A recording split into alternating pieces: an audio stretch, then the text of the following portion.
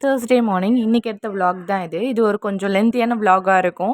நாங்க ஒரு சின்ன வேலையா பாட்டி ஊருக்கு வந்திருக்கோம். எப்பவுமே தொட்டில வச்சு வளர்க்குற செடிய விட, இந்த மாரி தரையில வச்சு வளர்க்குறப்போ ரொம்ப மெயின்டெனன்ஸ்லாம் அவ்வளவா தேவைப்படாது. டீ தூள் இல்ல காஃபி தூள் 2ல ஏதாச்சும் ஒண்ண தண்ணீல நல்லா மிக்ஸ் பண்ணி 15 நாளைக்கு ஒருக்கா நீங்க குடுத்துட்டு வந்துருங்கன்னா, பூக்கள் நம்ம நர்சரியில வாங்குற மாரியே அதே கலர்ல நல்லா பூக்கும். இந்த டிப் மறக்காம ட்ரை பண்ணி பாருங்க.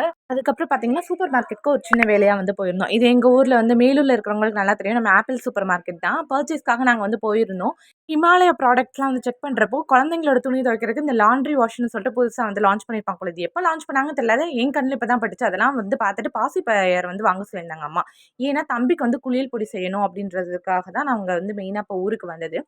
ஸோ அதுக்கான தேவையான பொருட்கள்லாம் வாங்கிட்டு நல்ல வெயில் அடிச்சிருந்தது.